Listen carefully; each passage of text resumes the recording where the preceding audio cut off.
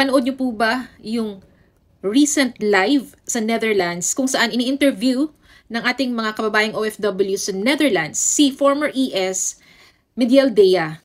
ES requested ICC to visit PRRD.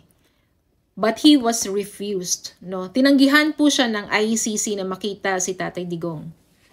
Yun pala, wala pala si Tatay Digong. We do not know what his condition is. There is no PRRD in the ICC facility. And ES doesn't know where Tatay Digong is. ICC refuses to tell where PRRD is. Ang tanong, nasaan si Tatay Digong?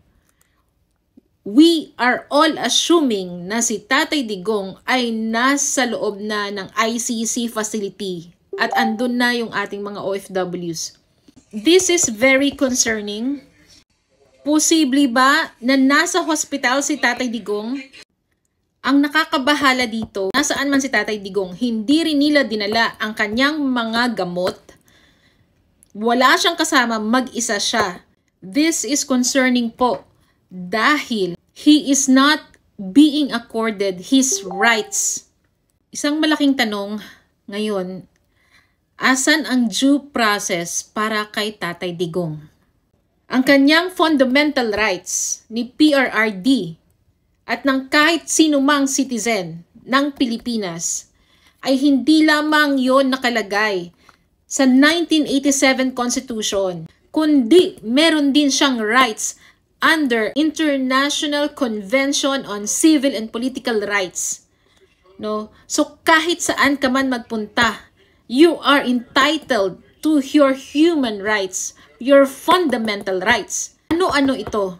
Ito ay ang right to due process, right to a counsel or right to an attorney of your choice, right to be informed of the nature and cause of the accusation against him, the right to remain silent, the right to be informed of your rights kahit saan ka man. No? Dahil hindi lang 1987 Constitution nakalagay or naka-enshrined yung fundamental rights mo at yung human rights mo. Nakalagay din ito sa ICCPR, International Convention on Civil and Political Rights.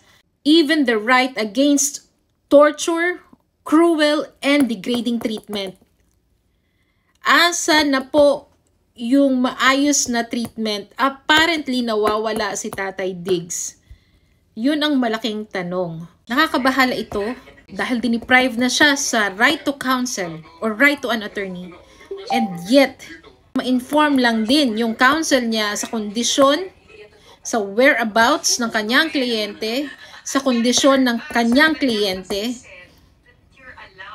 This is already a violation of due process. The right to due process. Para po mapanood nyo yung video, ilalagay ko po yung link. Sorry po, hindi ko alam paano i-save. Ilalagay ko po ang link sa baba. Yun lang po.